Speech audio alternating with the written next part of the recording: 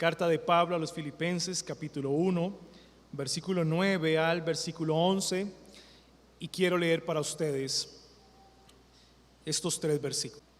Y esto pido en oración, que vuestro amor abunde aún más y más en ciencia y en todo conocimiento, para que aprobéis lo mejor, a fin de que seáis sinceros e irreprensibles para el día de Cristo, llenos de frutos de justicia, que son por medio de Jesucristo para gloria y alabanza de Dios.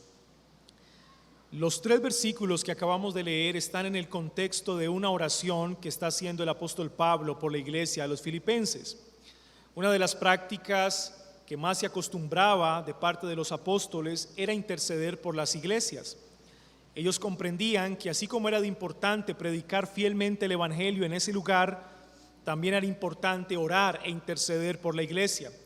Cuando nosotros terminamos la carta de Pablo a los Efesios, en la última unidad de pensamiento pudimos ver la importancia de una batalla espiritual. La correcta comprensión de la batalla espiritual lleva al creyente a asirse de los medios de gracia para resistir al diablo, por tanto, según Santiago, él huirá de vosotros. Y parte de esa batalla espiritual era la intercesión de la iglesia por Pablo.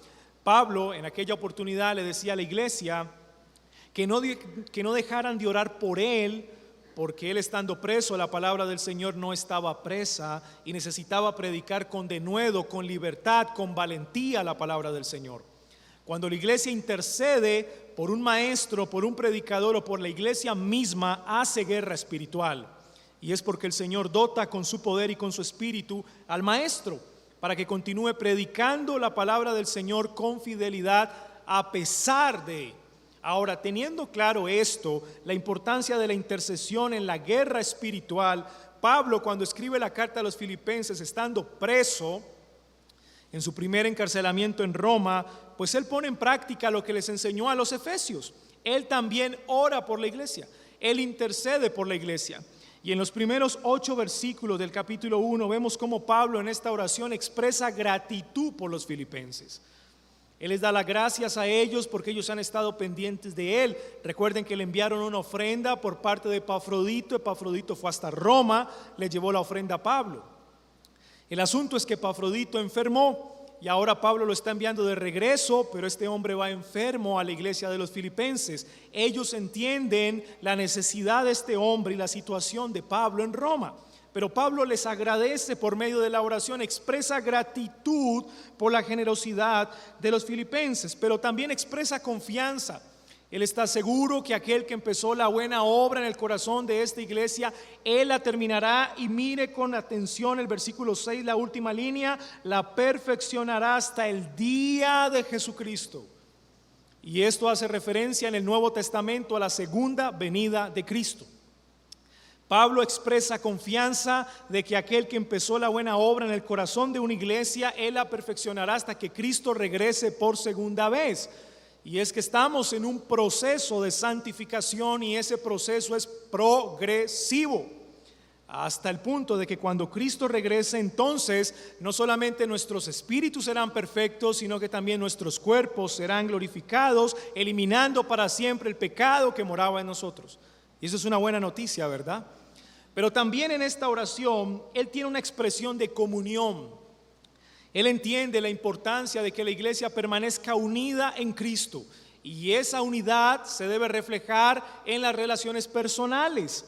Por eso caminamos juntos, por eso nos ayudamos juntos, por eso si un hermano cae, el otro hermano le ayuda a levantarse, porque estamos unidos con el mismo espíritu. Esa es la comunión del Señor y nos lleva a tener un mismo sentir, la misma manera de pensar, por lo menos en lo fundamental que permite que el reino de Dios avance.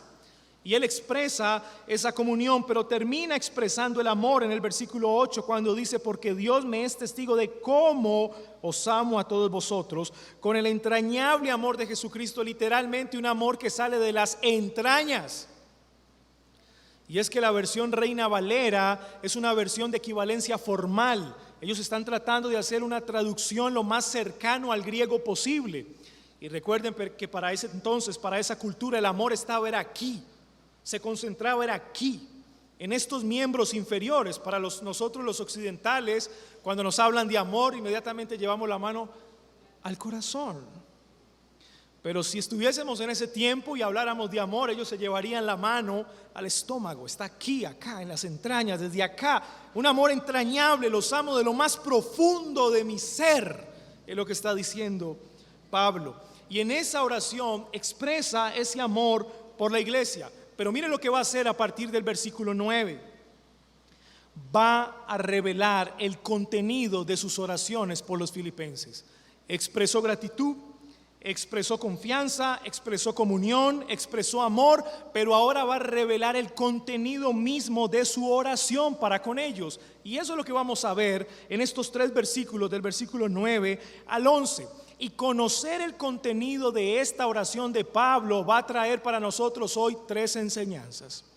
3 enseñanzas. El contenido de la oración de Pablo nos va a enseñar que un cristiano maduro es un cristiano que tiene 3 cualidades. Usted también lo puede llamar 3 características. Y esas 3 cualidades las vamos a ver en el contenido de la oración de Pablo. Por eso he titulado el sermón de esta mañana, Cualidades de un cristiano maduro. Cualidades de un cristiano maduro. Y vamos a ver que son 3 cualidades. En primer lugar, el amor en crecimiento. El amor en crecimiento. Y es lo que Pablo va a venirnos a enseñar a través de su oración, cómo el amor en crecimiento es una cualidad de un cristiano maduro. Número 2, el conocimiento verdadero. Y les voy a explicar por qué hablamos de un conocimiento verdadero. Es porque hay un conocimiento el cual no es verdadero. Es un conocimiento falso. Pero nuestro pasaje nos habla de un conocimiento verdadero. Número 3, discernimiento. Discernimiento. 3 cualidades de un cristiano maduro: amor en crecimiento, conocimiento verdadero y discernimiento. Y vamos a darnos cuenta que el que hace la oración o la intercesión por la iglesia de los filipenses es un cristiano maduro. Es Pablo, o alguno de los que estamos aquí duda de la madurez espiritual de Pablo. Es más, recuerdo cuando en la carta a los Gálatas el mismo Pablo tuvo que corregir a Pedro en un momento determinado. El mismo Pablo corrigiendo a Pedro, porque cuando estaba con los judíos se comportaba de una manera, pero cuando estaba con los gentiles se comportaba de otra manera. Y Pablo corrige la forma de pensar de Pedro según el reino de Dios. Así que ninguno de nosotros pensaría en que Pablo era un creyente que tenía inmadurez espiritual. Por el contrario, es un ejemplo de madurez espiritual. Y en esta oración pues nos va a reflejar en qué consistía su madurez espiritual. El contenido de nuestras oraciones, hermanos, revela el contenido de nuestro corazón. El contenido de nuestras oraciones revela el contenido de nuestro corazón. Si tú quieres saber cuánto conoces al Señor, escúchate muy bien cómo oras. Escucha muy bien cómo oras. Y te darás cuenta cuánto conoces verdaderamente al Señor. Y es por eso la importancia de estudiar las oraciones en la Biblia. Cuando nosotros estudiamos las oraciones del apóstol Pablo, nos damos cuenta de la profundidad que tienen sus oraciones. Y cómo el corazón del apóstol está unido a la iglesia de manera vívida. No es un asunto meramente teórico, sino también es un asunto emocional, es un asunto práctico, es un asunto integral. El contenido de nuestras oraciones revelan el contenido de nuestro corazón. Ahora veamos entonces la primera cualidad que nos presenta el texto, la cualidad de un cristiano maduro. La primera, el amor en crecimiento. Miren conmigo la primera parte del versículo 9. Y esto pido en oración, que vuestro amor abunde aún más y más. Y la palabra amor ahí es la palabra ágape. Refleja un amor incondicional hacia Dios, pero también un amor incondicional hacia los hermanos. Y note la presuposición con la cual ora Pablo. Pablo no le está pidiendo al Señor amor por la iglesia. Pablo le está pidiendo al Señor que la iglesia pueda abundar en el amor que ya tienen. Y es que aquellos que han recibido el Espíritu Santo, el cual mora en sus corazones, en ellos ha sido derramado ya el amor de Dios. Por ende, la presuposición de Pablo en la oración es: con el amor que ya tienen, que ya recibieron de ti, haz que abunde, Señor, por favor. Tiene que ser un amor en crecimiento. Y aquí vale hacerse la pregunta, ¿cómo está nuestro amor? ¿Si se estancó o está en crecimiento? Si usted es un verdadero cristiano, usted tiene el amor del Señor en su corazón. Y no hay duda, usted tiene el amor del Señor en su corazón. Pero ¿qué pasa con ese amor que ya tiene en su corazón? ¿Crece o se estancó? Y lo que Pablo está pidiendo por la iglesia es que este amor abunde aún más y más. Este amor por Dios y este amor por los hermanos. Miren el capítulo 2, el versículo 2, lo que dice Pablo. Completad mi gozo, sintiendo lo mismo, teniendo el mismo amor, unánimes, sintiendo una misma cosa.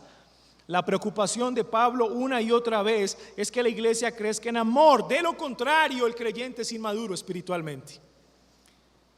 Querida iglesia, ¿usted quiere hacer un diagnóstico cuán maduro es en la fe? Bueno, mire cómo está su amor.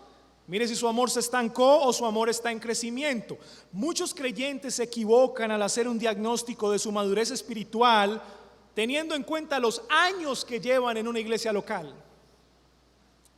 Yo tengo que ser un cristiano maduro porque tengo 20 años congregándome en esa iglesia. No necesariamente.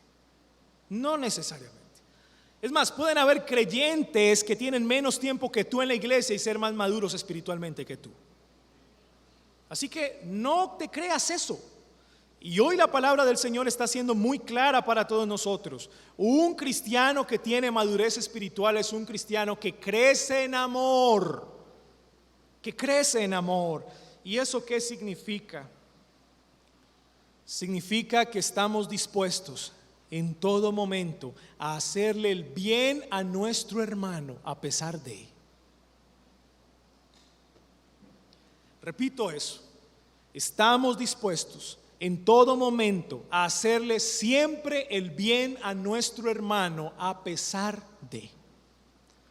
A pesar de. Siempre dispuestos a hacerle el bien a pesar de.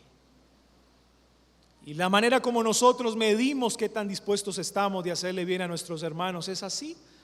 Es haciéndolo o no. Es según los actos, los hechos. La práctica misma demostrará qué tan dispuestos estamos de hacerle el bien a nuestro hermano a pesar de lo que el hermano nos haya hecho a nosotros. Y recordarán la problemática que tiene la carta a los Filipenses con Evodia y Síntique al final. Dos hermanas posiblemente servidoras de la iglesia que tenían un problema personal.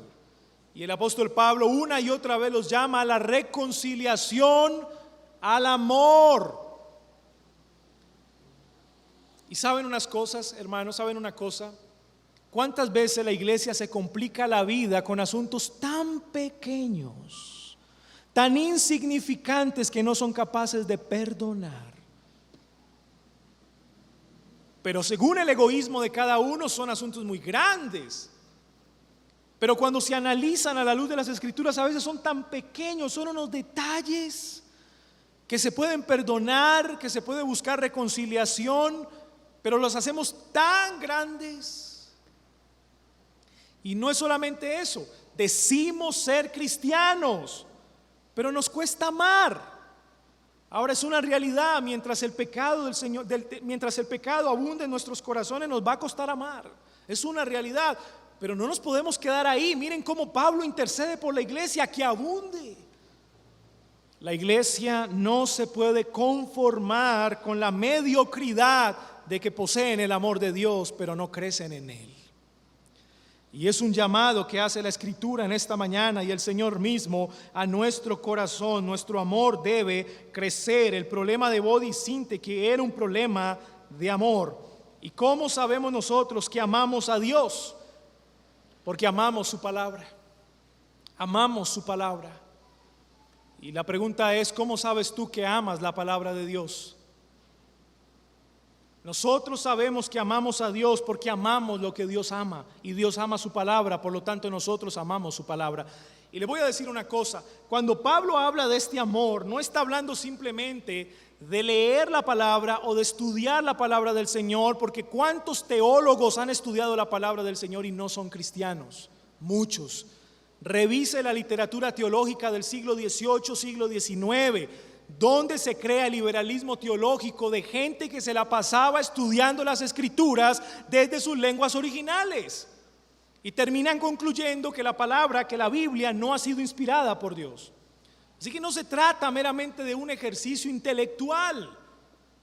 ¿Cuántos han estudiado las escrituras intelectualmente, pero aún no son cristianos? Así que amar la palabra de Dios no es solamente un ejercicio intelectual. Claro que hace parte del ejercicio intelectual, pero no es solamente ese. Amar las escrituras es estar seguros de que este libro que tenemos en nuestras manos ha sido dado por Dios y que cuando yo lo abro es el Señor mismo hablando a mi propio corazón. Y no al hermano que está delante, no al hermano que está atrás, no es que está a mi derecha, a mi izquierda, es a mí el que me está hablando el Señor. Y si yo estoy en mi casa y abro la Biblia, me debo deleitar cuando la leo, me deleito cuando leo su palabra, cuando sé que el Señor me está enseñando algo para mí, para mi crecimiento, mi edificación. Miren, hermanos, cuántas personas no tienen una Biblia en el mundo hoy, muchas personas. Y nosotros simplemente vamos a un lugar y compramos la Biblia que queramos comprar. Pero amar a Dios es amar lo que Dios ama. Y si Dios ama su palabra, nosotros debemos amar la palabra del Señor. No es meramente un ejercicio intelectual. Esto debe impactar mis emociones. Mi pasión debe aumentar por Él, por su palabra. Mi comunión con el Señor debe crecer. En la escuela bíblica hacían una pregunta sobre cómo evitar el fatalismo en la vida cristiana. Si la vida cristiana está llena de aflicciones, ¿cómo no caer en el fatalismo? Bueno, deleítate en la palabra del Señor. Deleítate, porque hay gozo ahí, hay riqueza ahí, hay pasión, hay deleite, hay alegría, hay paz, hay consuelo ahí en la palabra del Señor. Así que amamos a Dios porque amamos lo que Dios ama su palabra, amamos su palabra, Dios ama su nombre, amamos su nombre. Recuerdan el tercer mandamiento de la ley del Señor: no tomarás el nombre de Jehová tu Dios en vano. ¿Qué significa eso? Que debemos utilizar el nombre de Dios para alabarlo, para honrarlo, para reconocerlo, para exaltarlo, para glorificarlo en nuestras bocas. Nuestras bocas se deben llenar de palabras de alabanza y de gratitud por el santo nombre del Señor. Y debemos ir mitigando y eliminando aquellas palabras corrompidas que salen de vuestra boca. A medida que crecemos en la llenura de la palabra del Señor, crecemos en gratitud y alabanza para con Él. Amamos a Dios, ¿por qué? Porque Él nos amó primero. Porque Él nos amó primero. Amamos lo que Dios ama, Él ama su palabra, amamos su palabra, Él ama su nombre, amamos su nombre alabando, adorándolo, Él ama a su Hijo, amamos a su Hijo también. Y ya venimos enseñando esto antes, como nuestro amor no es perfecto, pero sí es un amor puro y verdadero porque sale del Espíritu de Dios. Entonces, ¿cómo no amar a su Hijo Jesucristo si Él lo ha entregado todo por nosotros? Si Él lo ha dado todo por nosotros.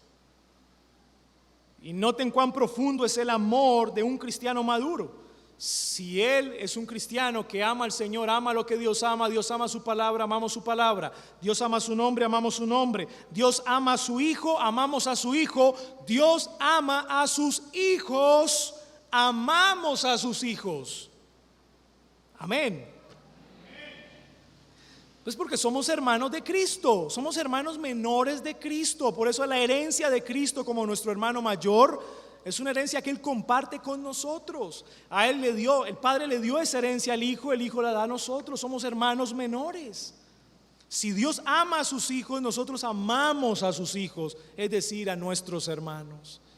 Y es por eso que la oración de Pablo es que vuestro amor abunde más y más por Dios y que abunde por nuestros hermanos. La pregunta es ¿cómo? ¿Cómo amamos a nuestros hermanos? Y note cómo Pablo liga la expresión que vuestro amor abunde aún más y más en ciencia, conocimiento verdadero. El amor de la palabra del Señor no es un amor romántico, es un amor informado. No es romántico, es informado. ¿Y por qué es un amor informado? Porque amamos con el conocimiento que tenemos de Dios. De otra manera, nuestro amor no sería amor verdadero. Y podemos encontrar en la calle cualquier aviso que intente definir lo que es el amor, pero esa es una definición de un amor romántico. El amor de las Escrituras es un amor informado. ¿Sabe lo que significa eso? Un amor romántico no es un amor elástico. Un amor informado es un amor elástico. Es un amor que se pone a prueba y tiene elasticidad. No se rompe. Pero un amor romántico no es elástico. En el momento en el que viene la prueba, se rompe. Ese es el amor romántico. Se rompe. Pero el amor informado es elástico. A medida que viene la prueba, entonces resiste, aguanta la tentación, las dificultades, las vicisitudes, las aflicciones. Note en segundo lugar la cualidad de un cristiano maduro. Aparte de estar creciendo en amor, tiene conocimiento verdadero. Es lo que traduce la palabra ciencia. Conocimiento verdadero, y va ligado al amor. ¿Y cómo conozco verdaderamente al Señor? Lo conozco a través de su palabra. Pero el conocimiento de la palabra del Señor es más que un ejercicio intelectual, es más que un acercamiento sentimental, es un trabajo integral. Me acerco a la palabra del Señor porque amo, me apasiona las Escrituras, porque sé que Dios me habla y porque las obedezco. Es un asunto integral. Involucra mi voluntad, involucra mis sentimientos, involucra la práctica, la volitividad de mi vida, la capacidad que tengo de obedecer su palabra. Es el amor en crecimiento informado a través del conocimiento verdadero. ¿Sabe qué significa? Que el Señor te dice en la palabra que muchos te van a fallar. Y eso a usted no lo toma por sorpresa. La palabra del Señor nos enseña que muchas personas pueden trabajar juntas mucho tiempo, Evodia y Sínteque, y llegar al momento en el cual van a tener conflictos personales.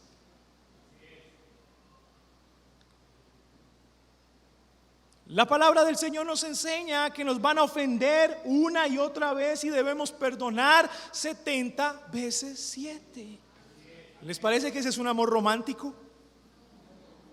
Es un amor informado, porque el Señor te está dando a conocer cómo funciona ese amor en la práctica. Él te está enseñando. Entonces, ¿qué pasa si el cristiano no estudia las Escrituras? ¿Qué pasa si yo no me informo con la palabra del Señor? Absolutamente todo me va a tomar por sorpresa. Todo me va a tomar por sorpresa. ¿Recuerdan aquel texto de Pablo? Aunque amándolos más, sea amado menos. Y uno se pone a pensar todo lo que Pablo entregó por las iglesias que él mismo fundó, y muchos no lo querían. Muchos no lo querían, tenían problemas personales con Pablo. Pero el apóstol Pablo eso no lo tomó por sorpresa, porque el amor de Pablo es un amor en ciencia, en conocimiento verdadero, es un amor que está informado. Ahora alguien puede preguntarse, pastor, entonces si sabemos que es así, pues entonces nos quedamos quietos. No, porque si sabemos que es así, debemos solucionar esos conflictos más rápidamente.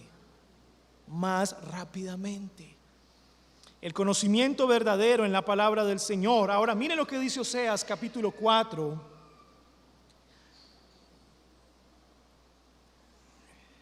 Oseas capítulo 4. Miren este texto tan conocido que se lee muchas veces. Oseas capítulo 4, versículo 6. Mi pueblo fue destruido porque le faltó conocimiento. Por cuanto desechaste el conocimiento, yo te echaré del sacerdocio. Y porque olvidaste la ley de tu Dios, también yo me olvidaré de tus hijos. El pecado de Israel fue que desechó el conocimiento verdadero del Señor que se encontraba en el conocimiento de la ley. Al rechazar la ley se rechaza el conocimiento de Dios. En otras palabras, a mayor conocimiento de la palabra del Señor, mayor amor por Dios y por mis hermanos. Muchas de las decisiones que tomamos como creyentes tienen su dificultad es porque no conocemos los mandamientos. No conocemos los mandamientos, no conocemos la ley de Dios, los mandamientos. Muchas decisiones que pueden ser fáciles se complican para nosotros porque no conocemos lo suficiente los 10 mandamientos. Y cuando usted hace un estudio profundo de los 10 mandamientos, se dará cuenta que ellos rigen nuestra ética. ¿Recuerdan lo que es la ética? La capacidad como respondemos a la moral, a la ley de Dios, nuestra conducta, nuestro comportamiento. Es la palabra del Señor la que nos permite tomar buenas decisiones. Y de eso vamos a hablar más adelante. Pero la manera como amamos es porque la Escritura lo determina así. Es un amor en ciencia, es un amor informado. Un creyente maduro crece en amor, pero también crece en conocimiento del Señor a través de su palabra. Y en tercer lugar, tiene discernimiento. Miren la última parte del versículo 9. Más en ciencia y en todo conocimiento. Y esa palabra conocimiento la podemos traducir como discernimiento. La habilidad de distinguir entre lo bueno y lo malo. Es lo que significa la palabra discernimiento en el texto. La capacidad de distinguir entre lo bueno y lo malo. Un cristiano que ha alcanzado madurez distingue entre lo bueno y lo malo. Y alguien aquí puede pensar, pastor, pero es lo básico, ¿verdad? Es lo mínimo que todo creyente debe hacer, pero a veces no parece tan fácil. Las palabras que siguen a continuación en el versículo 10 nos va a mostrar el resultado de dicho discernimiento. Miren esto, para que aprobéis lo mejor. No dice lo bueno, dice lo mejor. No dice lo bueno, dice lo mejor. A ver, conectados aquí por un momento. Pablo le está diciendo a la iglesia que cuando ella alcanza madurez, no solamente distingue entre lo bueno y lo malo, sino que distingue entre lo lícito y lo conveniente. Repito de nuevo. Pablo le está diciendo a la iglesia, a los filipenses, que cuando ellos han alcanzado madurez espiritual, no solamente distinguen entre lo bueno y lo malo, sino entre lo lícito y lo conveniente. Eso es lo mejor que habla el texto. Aprobar o elegir lo mejor es elegir entre lo lícito y lo conveniente. Se supone que todo cristiano distingue entre lo bueno y lo malo. Se supone que todo cristiano, a medida que avanza en su vida espiritual, aprende a distinguir más lo bueno y lo malo. Pero se supone que un cristiano que ha alcanzado madurez espiritual distingue entre lo lícito y lo conveniente. Estamos en un mundo caído, y Pablo lo sabía bien. Estamos en un mundo caído, pero a pesar de que estamos en un mundo caído, hay muchas cosas que no son lícitas. Hay muchas cosas que las Escrituras no prohíben. Hay muchas cosas en las cuales como cristianos nos podemos deleitar, podemos disfrutar, nos podemos gozar, pero no todas esas cosas que son lícitas nos convienen. ¿Recuerdan al apóstol Pablo? Cuando empezó su segundo viaje misionero, iba con Timoteo. Bueno, Timoteo podía predicar con Pablo la palabra del Señor a los lugares donde él iba a ir. Era lícito que Timoteo predicara el evangelio. Pues Timoteo estaba cualificado para eso. Pero en un momento determinado, Pablo hace que Timoteo se circuncide. ¿Por qué? Porque en el contexto en el que estaban no era conveniente que Timoteo no fuese circuncidado. No era conveniente, era lícito, claro, era lícito, es la cultura grecorromana, pero no era conveniente porque primero iban a ir a los judíos y lo primero que le iban a preguntar a los judíos era: ¿tú estás circuncidado? Lo lícito y lo conveniente. Pablo condena el comer ciertos alimentos, no lo condena, él dice que comamos con acción de gracias, pero en momentos determinados no comió, por amor a la conciencia del hermano débil. Es decir, es lícito comer, sí, pero en ese momento no es conveniente porque voy a pecar contra mi hermano más débil. Ese tipo de decisiones son decisiones de un cristiano que ha alcanzado madurez. Así que el punto acá no es distinguir entre lo bueno y lo malo. El punto acá es distinguir si eso que es lícito me conviene o no hacerlo. Y eso nos lleva a un nivel diferente. Es un nivel diferente, es un nivel de madurez espiritual. Para que aprobéis lo mejor, no solamente lo bueno, sino lo que es conveniente para mi vida espiritual, para mi santidad y para la santidad de mis hermanos. Y eso nos lleva a tomar decisiones con discernimiento. Para eso requerimos, en primer lugar, un principio normativo. Cuando voy a tomar este tipo de decisiones, debo consultar las Escrituras, quien es la norma. Para eso requiero de un principio circunstancial. Debo pensar en quienes me rodean, quién está a mi lado, a quienes voy a afectar cuando tome la decisión que voy a tomar. Pero también lleva un tercer principio existencial. Agobia mi conciencia, me acusa de pecado la decisión que voy a tomar. Porque si me acusa de pecado, Pablo dice que me es pecado actuar en contra de mi conciencia. El principio normativo, el principio circunstancial y el principio existencial hacen parte de la ética cristiana, del discernimiento dado por Dios, que va adquiriendo un creyente que alcanza madurez a la hora de tomar decisiones. Cualidades de un cristiano maduro: va creciendo en amor, tiene conocimiento verdadero, tiene discernimiento, distingue entre lo lícito y lo conveniente. Propósito: a fin de que seáis sinceros e irreprensibles para el día de Cristo. Pastor, y yo que pensé que la irreprensibilidad era solo para los pastores. Yo que pensé que ustedes eran los únicos que tenían que ser irreprensibles. Bueno, Pablo le está diciendo a la iglesia de Filipenses que ellos también tienen que ser irreprensibles.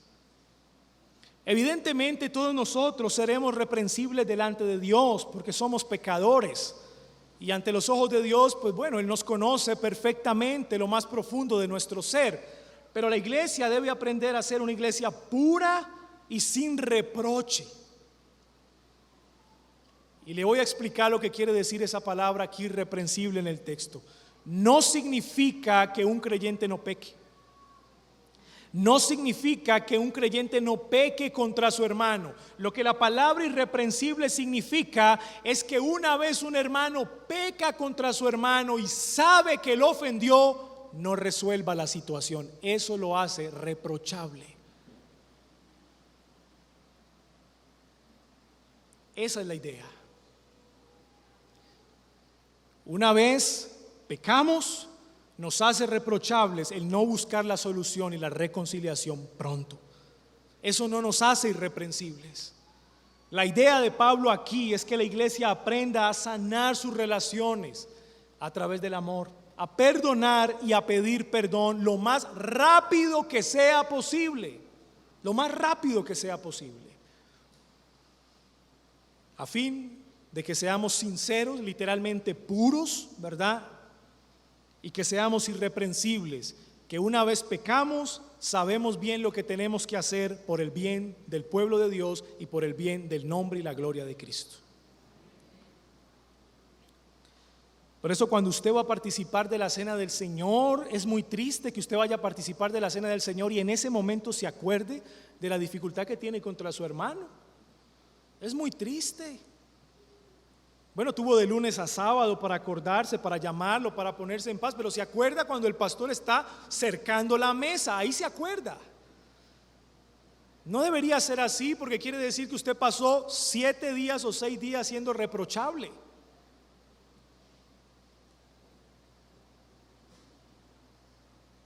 Amén. Llenos de frutos de justicia que son por medio de Jesucristo para gloria y alabanza de Dios. Noten el resultado. El resultado de este amor en crecimiento, de este conocimiento verdadero, de este discernimiento, es que aprendemos a elegir lo mejor entre lo lícito y lo conveniente, es que somos puros e irreprensibles y es que producimos frutos de justicia. Son los resultados. Y ese fruto de justicia no es otra cosa que el fruto del Espíritu Santo. Es eso mismo. El fruto del Espíritu Santo ya lo tenemos, ya está en nosotros porque en nosotros está el Espíritu Santo. Y note, no es frutos del Espíritu Santo, es fruto. fruto del Espíritu Santo, en singular. El Espíritu Santo está en nosotros y a medida que crecemos, el fruto del Espíritu Santo se empieza a manifestar en nuestras vidas. Y eso lo hace un cristiano que ha alcanzado madurez espiritual. Eso es. Empieza a manifestar el fruto del Espíritu Santo en sus relaciones. Y ese es el fin, llenos de frutos de justicia que son por medio de Jesucristo.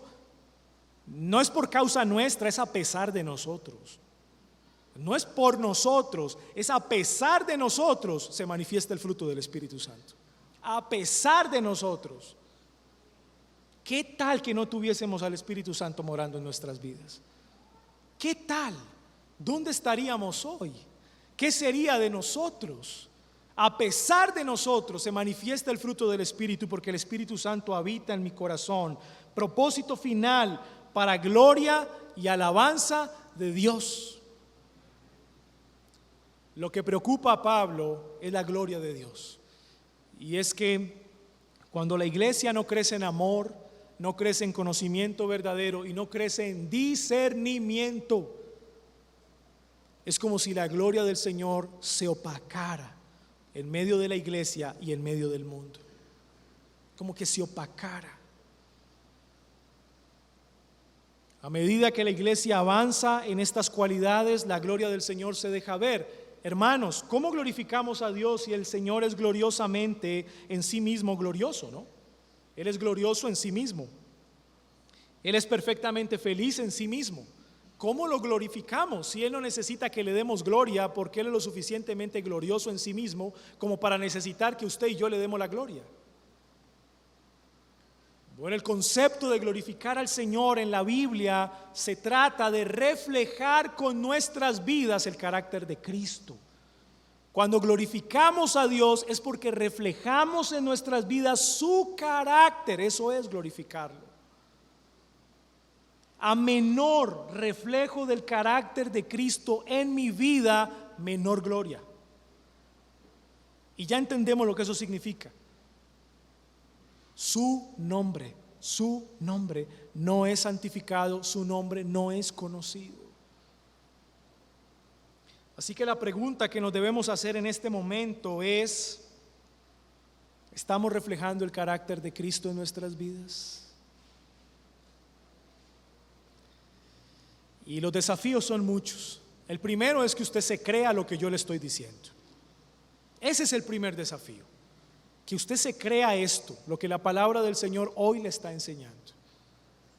Porque quizá muchos cristianos que están pasando por un momento espiritual difícil, ni siquiera ven ellos mismos a Cristo en sus vidas. Ni siquiera lo ven. Tienen tanto enfriamiento espiritual, que hace tanto que no oran, que hace tanto que no leen la palabra, que hace tanto que ni siquiera hacen una pregunta bíblica, porque nada de eso les llama la atención. Y hoy están luchando con ver a Cristo en sus propias vidas. Ese es el primer desafío.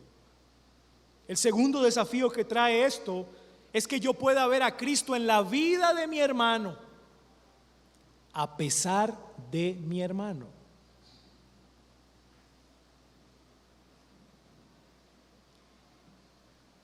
Hijo fiel, entra en tu gozo, en el gozo de tu Señor.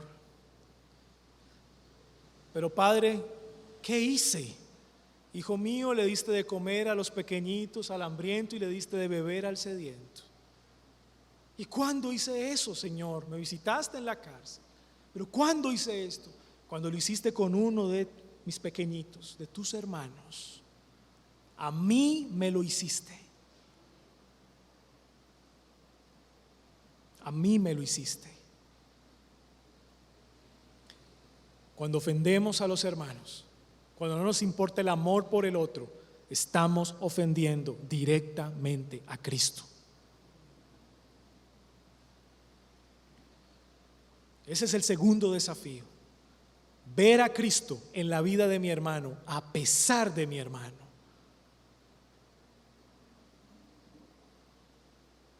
Van dos desafíos, ¿verdad?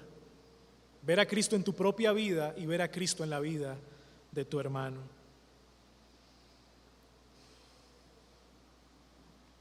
¿Saben una cosa? Esta es la epístola del gozo. ¿Por qué no se están gozando?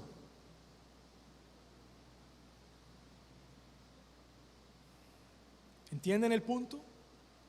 Cuando Pablo da estas palabras a la iglesia de los filipenses, lo hace con el objetivo de aumentar el gozo en sus corazones, porque está confirmando que la iglesia de los filipenses están creciendo en amor, están creciendo en el conocimiento de Dios y están creciendo en discernimiento. Es decir, un cristiano comprometido con su vida cristiana y con su fe, por muy dura que sea la palabra, se goza en el Señor, porque es lo que su alma necesita. Y es por eso que estas palabras se dan en la carta del gozo. En la carta del gozo. A mayor crecimiento en amor, a mayor crecimiento del conocimiento de Dios y a mayor discernimiento, entonces habrá más gozo en nuestros corazones. ¿O qué es lo que te quita el gozo por momentos? No para siempre, por momentos, temporalmente. El no perdonar a tu hermano,